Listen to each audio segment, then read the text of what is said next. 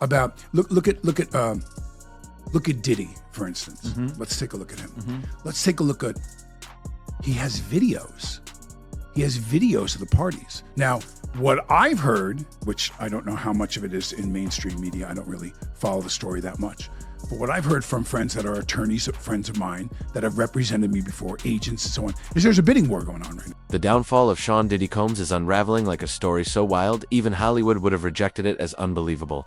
The empire he built on luxury, bravado, and billion-dollar deals is now crumbling under federal indictments. Explosive, court documents, and chilling whispers that he wasn't just a flashy mogul, but the architect behind one of music's darkest secrets. Prosecutors allege racketeering, exploitation rings, and hidden tapes that could lock him away for life. His name appears nearly 50 times in sealed police records tied to the ambush that ended Tupac Shakur's reign in Las Vegas. And while Diddy maintains his innocence in a New York courtroom, his former allies have started breaking their silence. That they don't want, if they was in any of those freak-off tapes, if they played a part in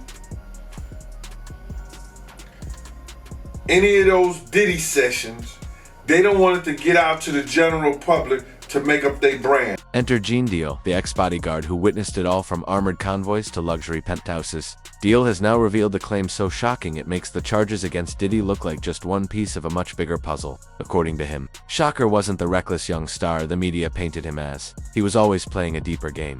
He knew the trap was being set. He understood the $1 million price on his head. And instead of waiting for his enemies, he orchestrated his own escape. Deal suggests the rapper transformed his Makaveli persona into a survival plan, deceiving would-be assassins, vanishing from US soil, and slipping into a new identity abroad. And here's the twist. Even Diddy, who believed he had removed his most dangerous rival, was tricked. That's the ultimate irony. A mogul celebrating in boardrooms, convinced he'd erased the only man who could dethrone him, while in truth he had been outplayed. Gene Deal's account paints Diddy as a puppet master who didn't realize he was the one being outmaneuvered. The thought of him boasting in private, only to face the possibility that Tupac may still be alive, feels almost Shakespearean, turning the East Coast versus West Coast saga from tragedy into something more like a long con. Him and Big went through their thing, and I was Big Man. That was the extent of our beef. The clues were hiding in plain sight. Fans obsessed over the Don Illuminati album, with its haunting subtitle, The 7-Day Theory, and the cryptic phrase, Exit Tupac, Enter Makaveli. They noted how Makaveli can be rearranged into M, alive. For years, critics dismissed it all as morbid wordplay from a young man fixated on death. But what if it was more? What if it was a manual, a code from an artist who studied Machiavelli's lessons on deception and survival? If Gene Deal is right, that album wasn't a requiem, it was a survival manifesto.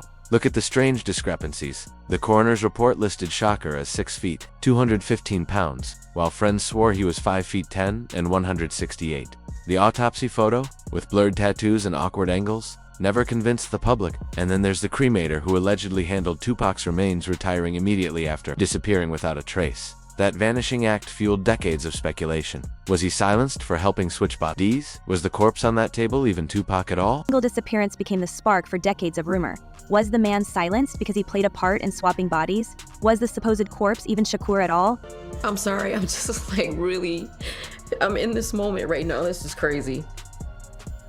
Sorry.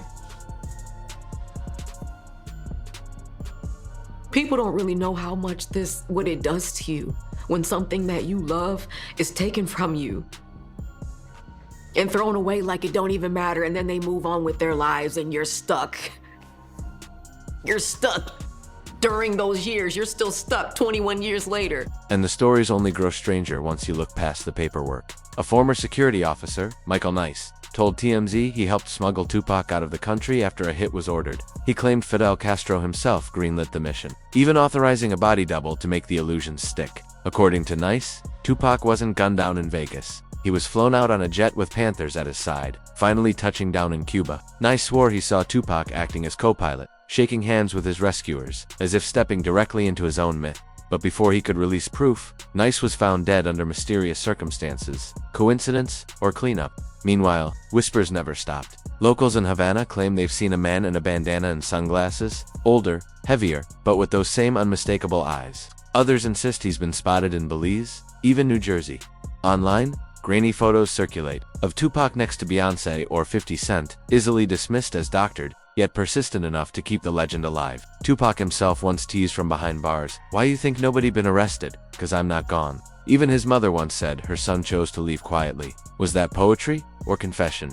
And then, the endless stream of posthumous albums, each one sounding uncannily alive, as though the voice behind them never left. And then what's the stuff that's happening with Wendy Williams? You think this is all connection to? Of course. All roads circle back to Gene Deal's claim. Tupac wasn't blindsided. He saw betrayal taking shape. He understood the price of independence in an industry where moguls acted as both kingmakers and enforcers. Refusing to kneel, and with a bounty climbing into the millions, he flipped the board entirely. Makaveli stopped being a stage persona and became a survival playbook. Maybe he built a hidden life far from the cameras, which means the greatest twist is still ahead. Tupac returning when the time is right, ready to confront the very men who believed they erased him. The first cracks appeared with whispers of a body double. Some insist another man, already dead, was placed in Tupac's hospital bed to stage the finale. The coroner's contradictions became the proof. The rushed cremation, the smoking gun. By this theory, the chaos outside the hospital wasn't panic, it was choreography. By the time Suge Knight staggered out in bandages, Tupac was already headed for a runway under false names, disappearing into the Caribbean night. The world was left with blurred images and official statements, while the man himself slipped away. Now, as Diddy faces federal charges accused of trafficking, coercion, and running his empire like a cartel, the irony cuts sharper than ever. May believe he pulled off the perfect crime in 1996, removing the West Coast threat for good. But if Tupac has been out there all along, watching, then Diddy's victory is hollow. And if the day ever comes when Tupac steps out of the shadows, revealing the greatest escape in music history, everything Diddy built would collapse in an instant. Because nothing would haunt him more than discovering the rival he thought was dead had been alive the entire time. Unfortunately, we're all going to take a disgusting trip to his seedy, awful world. You know, the man has no class.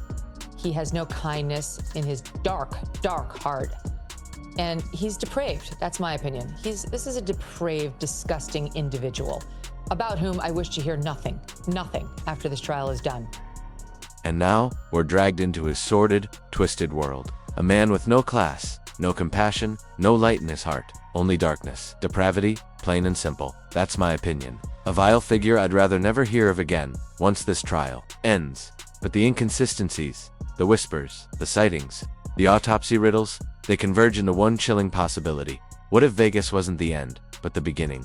What if the bullets were only the backdrop for a vanishing act, engineered with surgical precision? What if Tupac has been living in plain sight for nearly 3 decades, waiting for the moment to re-emerge? If that's true, the story is far from finished. In fact, it may be reaching the point where Diddy's darkest nightmares become reality. And one thread is impossible to overlook. The Black Panthers? Tupac wasn't just a rapper tangled in industry beefs. He was born into revolution. His mother, Afeni Shaka, was a Panther. His godfather, a militant organizer at war with federal agencies.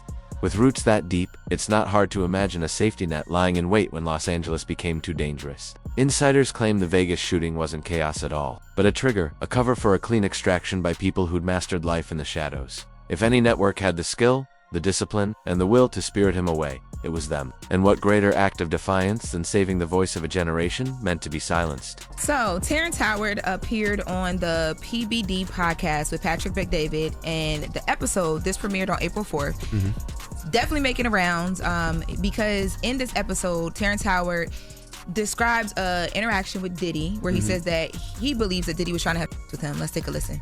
That theory gains momentum when you remember his aunt Assata Shakur, still one of America's most wanted after escaping prison and resurfacing in Cuba. If she could vanish from federal custody and live under protection on an island that defied Washington, why couldn't her nephew follow the same path? Whispers suggest the same networks that carried Assata to Havana were later reopened for Tupac, for the Panthers. Saving him wasn't just about protecting a celebrity. It was about shielding the son of their movement, ensuring his voice could never be silenced. Every lyric against the system, every verse about never bowing down became proof he was more than an entertainer. He was a symbol they could not afford to lose. That's where Michael Nice enters with a tale almost too cinematic to accept. He described Tupac boarding a private jet surrounded by Panther operatives, adrenaline buzzing like a jailbreak in motion. Nice claimed, "It was me, my brother, the pilot, Tupac as co-pilot, and 2 Panthers on board. The second we took off, we knew we were safe. It felt like escaping a prison." According to him, this wasn't improvisation, it was approved. He insisted Fidel Castro himself sanctioned the plan.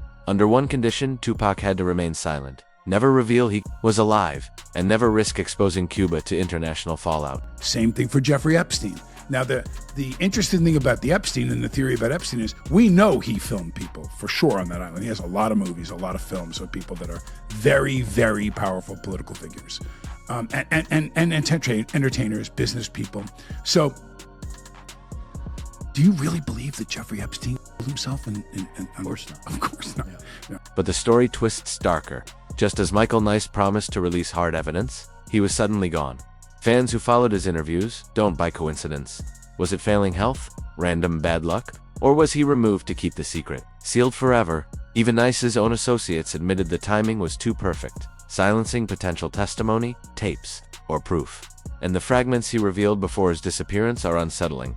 A hospital body switch, huge payouts. Behind the scenes, and a double filling Tupac's final role. He described the relief once the jet touched down in Barbados, before the final handoff to Cuba. If true, then the Vegas shooting was never the end. It was theater, a media illusion. The Panthers brought the muscle. Castro provided the safe haven, and Tupac delivered the deception. Together, they built the perfect blueprint for survival. I can't wait. I can't wait for everybody to find out what's really been going on in the background. But life in exile isn't the fantasy the rumors suggest. For someone like Tupac, a man who thrived on crowds' reinvention and energy, decades of enforced silence would feel less like a strategy and more like punishment. Cut off from stages, stripped of adrenaline, every day could erode his identity. Exile demands invisibility, and invisibility can crush the soul. Psychologists call long-term isolation a rebirth, but not always a kind one. If Tupac has lived hidden all this time, the transformation must be profound. His art was built on rebellion and survival, but exile may have sharpened those instincts into something colder: paranoia, distrust, constant watchfulness. The fiery Tupac fans remember may now be a man whose flame burns slower, deeper, less like a blaze, more like an ember that never dies. Just different things that's not really beef though. That's just competitive. Competitiveness. All right. So you and Diddy, you and Puff cool? No, I don't really rock with him. Okay. And that leaves us with a haunting question. If Tupac emerged today, would we even recognize him? Not just in his face, but in spirit. Could a man forged in decades of shadows still embody the ideals of the young icon? Or would exile have reshaped him into someone unrecognizable, a survivor carrying truths too heavy for any stage? That question ties back to Diddy. Some accounts say he gave Tupac an ultimatum: vanish or face a final end. The bounty wasn't just street rumor, it was a message that nowhere in America would be safe. In that light, exile wasn't cowardice, it was strategy. Ironically, Diddy's hunger for power may have forced Tupac into survival mode, turning what looked like a tragedy into one of history's greatest disappearances. For decades, Diddy flaunted untouchable wealth, crowning himself a king, while prosecutors circled and accusers lined up. And all the while, perhaps somewhere, Tupac was watching, gathering evidence, waiting for the right moment to strike. Some theorists even claim he's stashed away recordings, journals, and footage, a time bomb archive that could destroy what's left of Diddy's empire. Others argue he's been carefully planning a return, choosing the moment when his reappearance would have the most explosive impact. And now, with Diddy's empire unraveling, that moment may be near. So, here's the question that keeps millions awake at night. If Tupac steps into the spotlight tomorrow, does Diddy's empire crumble instantly? Or does the world rally around the legend who fooled them all? Drop your theories in the comments and keep your eyes open, because the next headline might not just confirm the rumors. It might rewrite history in real time.